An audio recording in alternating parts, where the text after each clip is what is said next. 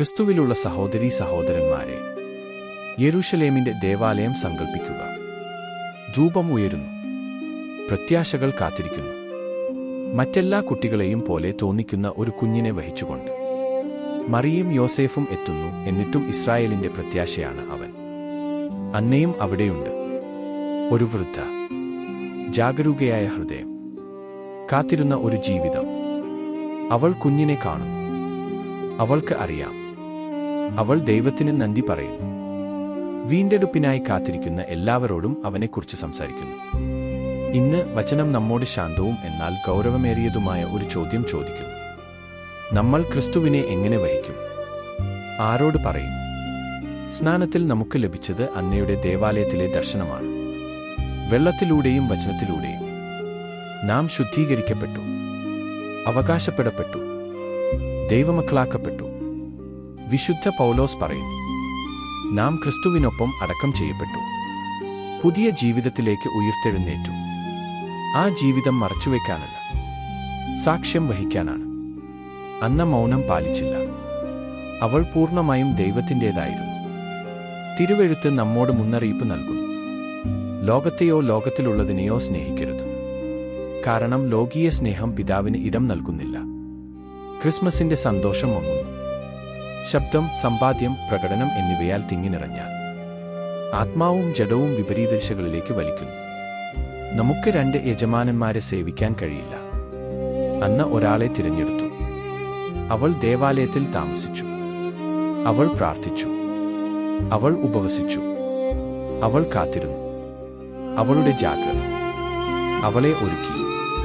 വചനം പറയുന്നു, ആദിമുതൽ നീ കേട്ടത് നിങ്ങളിൽ നിലനിൽക്കട്ടെ. യേശു തന്നെ പറയുന്നു, നീ എന്റെ കൽപ്പനകൾ പാലിക്കുന്നെങ്കിൽ നീ എന്റെ സ്നേഹത്തിൽ നിലനിൽക്കുക. അതാണ് ക്രിസ്മസിന്റെ കാതൽ. ജീവനുള്ള വചനം നമ്മെ രൂപപ്പെടുത്തും.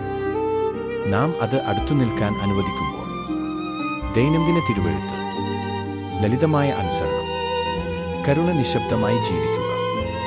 ഹൃദയം ആഗ്രഹിക്കുന്നത് നമ്മൾ പാടുന്നു. എനിക്ക് വെള്ളി ആവശ്യമില്ല, എനിക്ക് സ്വർണം ആവശ്യമില്ല. എന്റെ ഹൃദയത്തിൽ വസിക്കൂ, എന്റെ യേശുവേ വസിക്കൂ. ഇത് കവിത മാത്രമല്ല, അതൊരു തിരഞ്ഞെടുപ്പാണ്. ലിസിയൂക്സിലെ വിശുദ്ധ തെരേസ യേശു അത് നന്നായി മനസ്സിലാക്കി. അവൾ അംഗീകാരം ഉപേക്ഷിച്ചു, മറഞ്ഞിരിക്കുന്ന ത്യാഗങ്ങൾ സ്വീകരിച്ചു. ചെറിയ കാര്യങ്ങളിൽ സ്നേഹം തിരഞ്ഞെടുത്തു. കരഘോഷമില്ല, പ്രകാശപ്രഭയില്ല. എന്നിട്ടും അവളുടെ ജീവിതം ഇപ്പോഴും തിളങ്ങും. ചെറിയ വേർപിരിയലുകൾ വലിയ സ്നേഹത്തിന് ഇടം നൽകുന്നുവെന്ന് അവൾ തെളിയിക്കുന്നു. അതിനാൽ വചനം പ്രായോഗികമാകട്ടെ.